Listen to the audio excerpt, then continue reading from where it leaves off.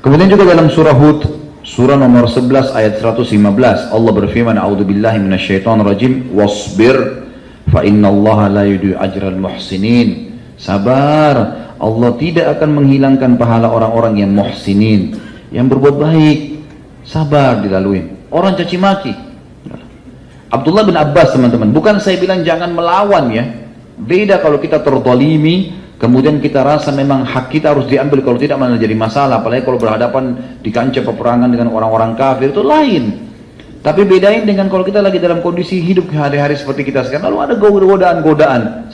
Tahulah, itu Allah tahu terjadi. Ibnu Abbas contohnya radhiyallahu anhu pernah, beliau lagi jalan nih sama salah satu pembantunya dia, radhiyallahu anhu ajma'in.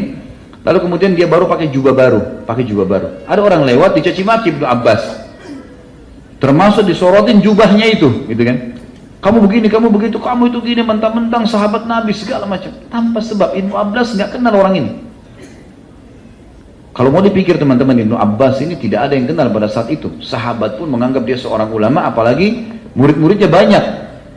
Apa yang Ibnu Abbas lakukan? Melawan. Ibnu Abbas diam, dibiarin orang itu ngomong sampai selesai.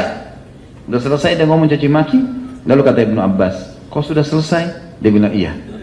Maka Ibnu Abbas buka jubahnya yang baru, yang ditaruh di atas, dia punya baju di dalam ada jubah. Ya kalau kita seperti thawb ini lalu dilapis lagi dengan jubah. Jubahnya ini biasa dipakai di musim dingin. Dibuka sama dia lalu dikasih. Ambillah ini hadiah dari saya. Lalu orang itu jadi malu, tundukkan kepalanya, lalu dia meminta maaf dengan Ibnu Abbas, dan mulai semenjak itu justru menjadi muridnya Ibnu Abbas radhiyallahu anhuma. Bagaimana mereka menghadapinya? Seorang ulama yang masyhur namanya Muhammad bin Hanafiyah, anaknya Ali radhiyallahu anhu. Ini Muhammad bin Ali sebenarnya radhiyallahu anhu majma'in, gitu kan? Tapi ini dikatakan Muhammad bin Hanafiyah karena ibunya dia dari suku Hanafi. Jadi untuk membedakan anaknya Fatimah radhiyallahu anha dengan anaknya istri Ali yang lain, maka dikatakan Muhammad bin Hanafiyah. Supaya Hasan dan Husain saja radhiyallahu anhuma yang memberikan istilah dengan bin Ali, gitu kan? Seperti itulah. Ini penyampaian para sebagian ulama. Pernah Muhammad bin Hanafiyah ini jalan. Tiba-tiba ada orang datang caci maki dia. Kamu begini, kamu begitu, kamu begini, kamu begitu, segala macam caci maki. Dia diam aja. Orang marah-marah, dia diamin aja, dia diam, dia tunggu, didengarin semua keluhannya orang itu, kajian didengar semua. Udah selesai, langsung dia bilang, apa kau sudah selesai saudaraku? Dia bilang, iya. Kata Muhammad bin Hanafiyah, kau tidak tahu banyak hal tentang saya. Kalau kau tahu, mungkin kau akan caci maki saya lebih daripada itu, karena masih banyak hal yang kau tidak tahu. Dan saya berterima kasih pada kamu karena kau mengingatkan aib saya.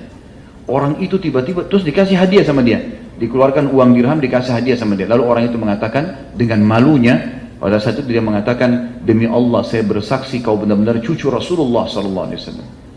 Dan begitulah akhlak salaful ummah, gitu kan? Artinya bukan kita di sini orang bertengkar kemudian atau orang ribut lalu kemudian kita harus melawan, karena kebodohan seseorang teriak-teriak kalau kita ikutin, kita jadi bodoh nggak seperti dia? Hah? Taib. Apa yang membedakan antara antum dengan orang yang caci maki? Kalau kita diam, maka kelihatan perbedaan kan? Coba kalau ada orang lagi caci maki, yang satunya diam, antum lihat dari jauh, siapa yang orang antum muliakan?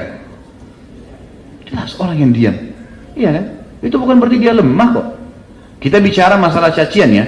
Kalau ada orang digebukin, dipukul, lalu kemudian dia bisa membela dirinya, itu lain. Bela dirinya kemudian dia pergi. Dan juga boleh kita gunakan cara lain adalah firman Allah Subhanahu wa taala, a'udzubillahi minasyaitonir rajim, wa idza khatabahumul jahiluna qalu salama. Kalau mereka diajak bertengkar, ribut sama orang yang dianggap bodoh dalam agama, mereka mengatakan salama, terserah kamu deh, lu kita pergi. Kalau ada yang bertanya baru kita jelaskan.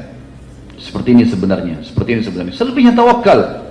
Udah, biarin Allah yang mengatur semuanya. Tidak usah kita terlalu sibukkan diri. Kita harus tahu ada campur tangan pencipta kita yang luar biasa.